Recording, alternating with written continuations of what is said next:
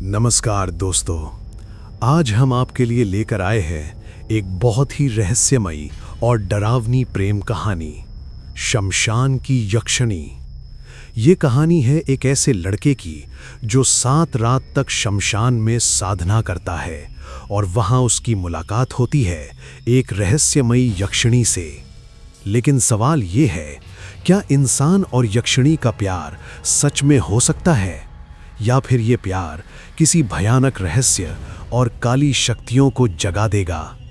ये जानने के लिए इस कहानी को अंत तक जरूर देखें। और अगर आपको हॉरर और रहस्यमयी कहानियां पसंद हैं तो अभी हमारे YouTube चैनल कहानी स्टूडियो 12 PM को सब्सक्राइब करें, वीडियो को लाइक करें और अपने दोस्तों के साथ शेयर भी जरूर करें। तो चलिए शुरू करते हैं शमशान की यक्षिणी की डरावनी प्रेम कहानी। पंजाब के एक छोटे से गांव के बाहर एक पुराना शमशान घाट था। लोग कहते थे कि वहां रात को काली शक्तियां और डरावनी आत्माएं घूमती हैं। गांव में एक लड़का रहता था, अर्जुन। अर्जुन बहादुर था, लेकिन उसे तंत्र मंत्र और रहस्यमयी शक्तियों के बारे में जानने का बहुत शौक था। एक दिन गांव के एक बूढ़े साधु ने अर्जुन से कहा, अगर कोई इंसान 7 रात तक लगातार शमशान में साधना करे तो वहां रहने वाली यक्षिणी प्रकट होती है। लेकिन याद रखना, वो इंसान को डरा भी सकती है और मार भी सकती है। ये सुनकर अर्जुन के मन में जिज्ञासा जाग गई। उसने तय किया, मैं 7 रात शमशान में बैठकर यक्षिणी को बुलाऊंगा। पहली रात, आधी रात थी। शमशान में चारों तरफ घना अंधेरा था। जलती हुई चिता की राख से धुआं उठ रहा था। पेड़ों पर बैठे कौवे अजीब आवाजें कर रहे थे। अर्जुन ने जमीन पर तंत्र का एक चक्र बनाया और मंत्र पढ़ना शुरू किया। अचानक हवा बहुत तेज चलने लगी। शमशान में दूर से एक औरत के रोने की आवाज आने लगी। अर्जुन डर गया, लेकिन उसने मंत्र पढ़ना बंद नहीं किया। अचानक उसके सामने काली परछाइयां घूमने लगी और एक डरावनी आवाज आई, यहां से चले जाओ, नहीं तो तुम जिंदा नहीं बचोगे। अर्जुन ने आंखें बंद कर लीं और बोला, मैं यक्षिणी से मिलने आया हूं, मैं यहां से नहीं जाऊंगा। तभी अचानक सामने एक लाल साड़ी पहने रहस्यमयी औरत की परछाई दिखाई दी। उसकी आंखें चांद की तरह चमक रही थीं, लेकिन अगले ही पल वो परछाई गायब हो गई। अर्जुन समझ गया, यक्षिणी ने उसकी परीक्षा शुरू कर दी है। और ये तो सिर्फ पहली रात थी। बाकी 6 रातों में क्या होगा? क्या अर्जुन बच पाएगा, या शमशान की शक्तियां उसे मार देंगी? और क्या सच में वो यक्षिणी से प्यार कर बैठेगा? अगली रात अर्जुन फिर से उसी शमशान घाट में पहुंचा। आज आसमान में काले बादल छाए हुए थे और चांद भी आधा छिपा हुआ था। चारों तरफ अजीब सन्नाटा था। अर्जुन ने फिर से जमीन पर तंत्र का चक्र बनाया और वही मंत्र पढ़ना शुरू किया। जैसे ही आधी रात हुई, शमशान के पास के पेड़ों से कुत्तों के भौंकने और रोने की आवाज आने लगी। अचानक एक पुरानी चिता अपने आप जलने लगी। अर्जुन का दिल जोर जोर से धड़कने लगा। तभी उसे पीछे से किसी के चलने की आवाज सुनाई दी, टक टक टक। अर्जुन ने धीरे धीरे पीछे मुड़कर देखा और उसका खून जम गया। उसके पीछे 3 डरावनी औरतें खड़ी थीं। उनके बाल बिखरे हुए थे, आंखें पूरी काली थीं और उनके मुंह से खून टपक रहा था। उनमें से एक औरत जोर से चीखी, ये हमारा स्थान है, यहां कोई इंसान साधना नहीं कर सकता।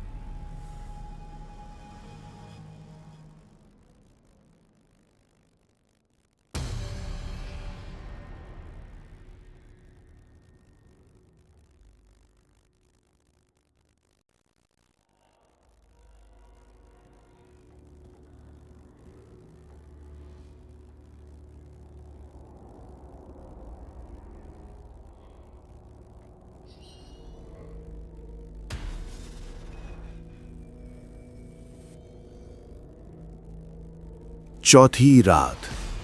अर्जुन फिर से शमशान घाट पहुंचा। आज शमशान पहले से भी ज्यादा डरावना लग रहा था।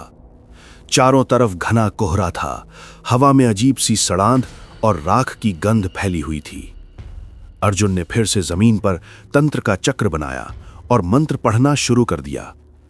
आधी रात होते ही अचानक आसमान में तेज बिजली चमकी और उसी रोशनी में अर्जुन ने देखा शमशान के बीच में लाल साड़ी वाली वही यक्षिणी खड़ी थी। लेकिन आज कुछ अलग था। उसकी आंखें लाल आग की तरह जल रही थीं और उसके चारों तरफ काली परछाइयां घूम रही थीं। अर्जुन थोड़ा डर गया, लेकिन फिर भी वहीं बैठा रहा।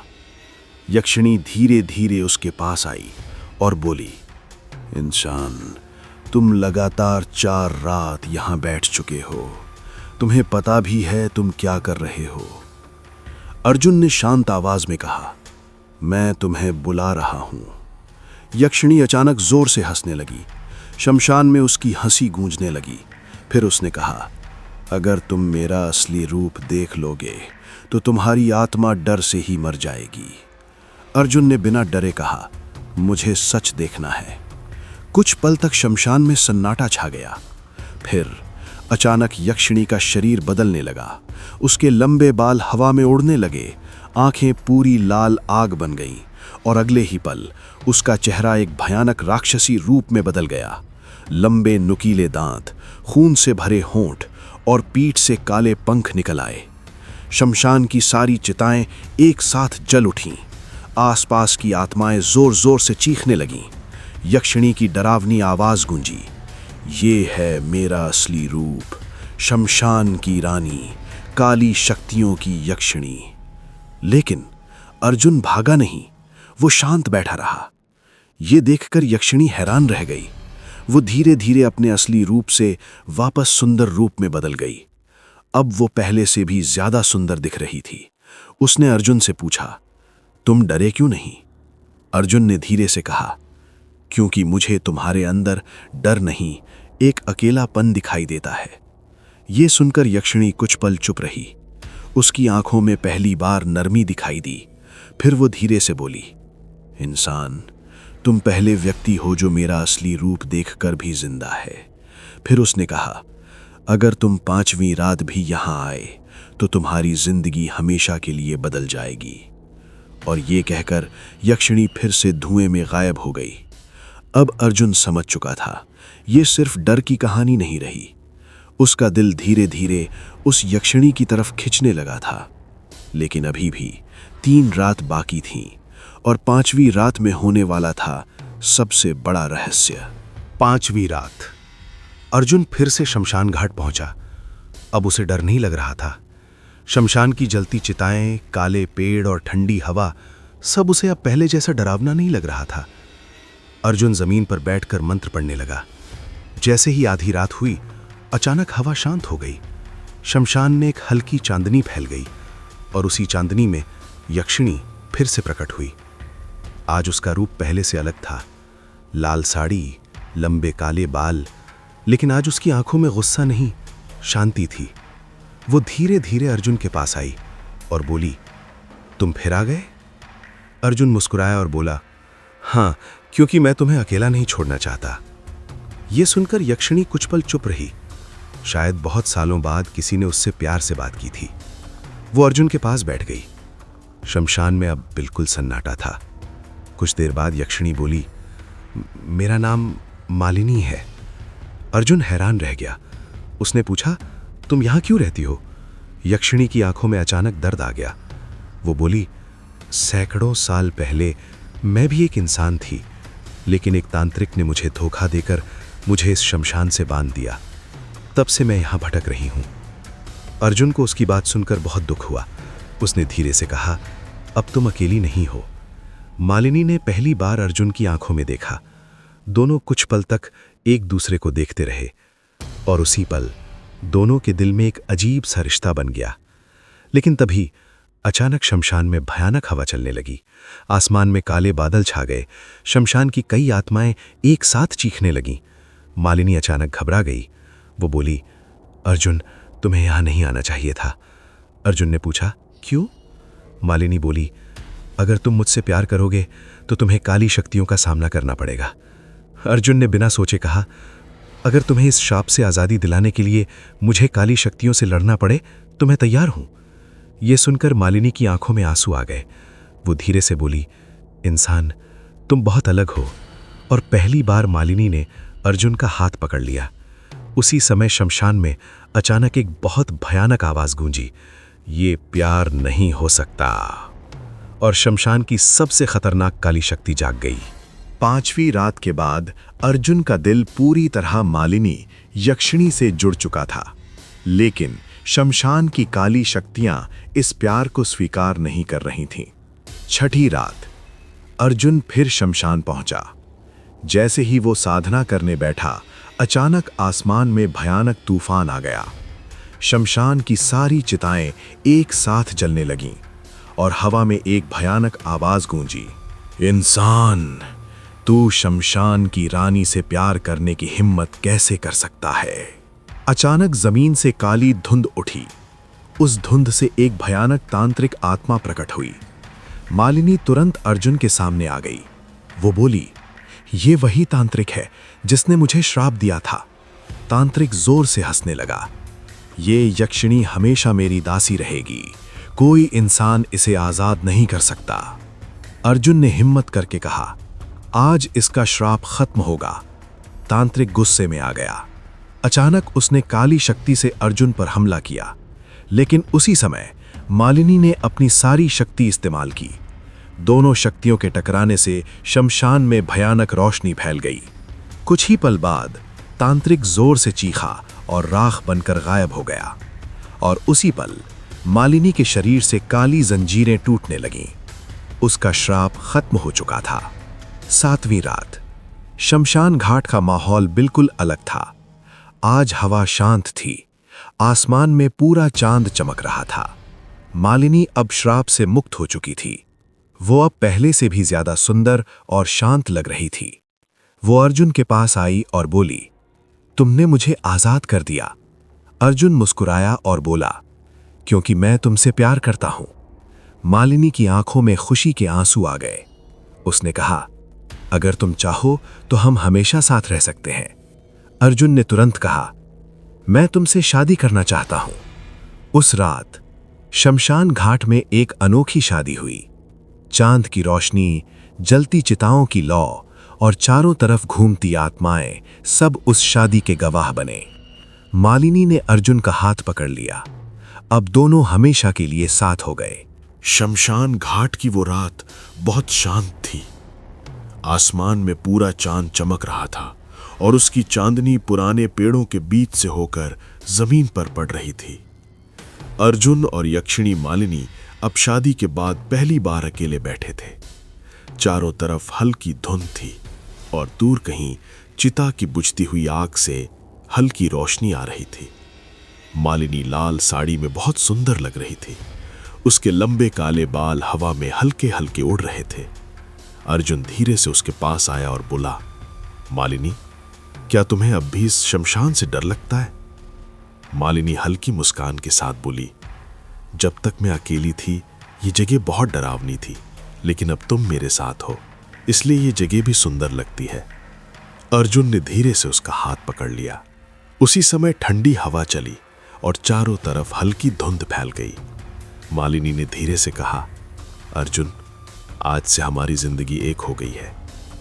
अर्जुन मुस्कुराया और बोला, और चाहे इंसानों की दुनिया हो या आत्माओं की, मैं हमेशा तुम्हारे साथ रहूंगा।